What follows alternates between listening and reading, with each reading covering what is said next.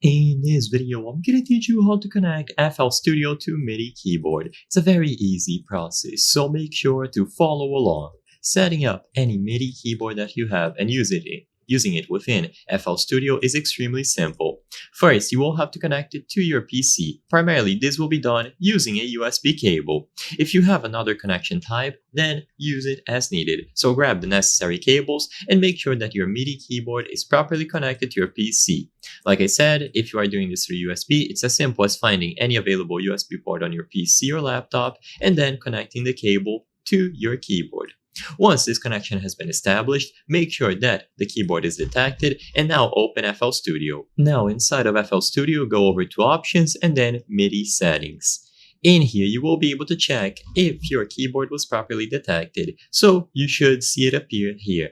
So under the Input Devices, you will be able to find your MIDI keyboard. If it is indeed appearing on this list, it means that it is being detected, and all that you have to do is click on it and then choose the option to enable this keyboard.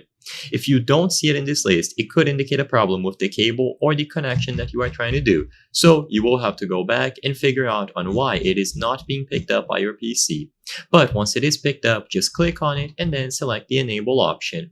By enabling it, you are good to go. If you press any keys on the MIDI keyboard, they should give you a reaction here. So if you go over to the channels, you should see these light up, indicating that the input device has been detected and it is properly working. Another thing to look into is the controller type. By default, it is going to give you a generic controller. However, if you click on this option and you check out this drop-down menu, you will notice that some specific models are going to be here by default. So if you have one of these models, or if you want to search to see if your specific keyboard is on this list, then just choose it from here and this will automatically set it up for you.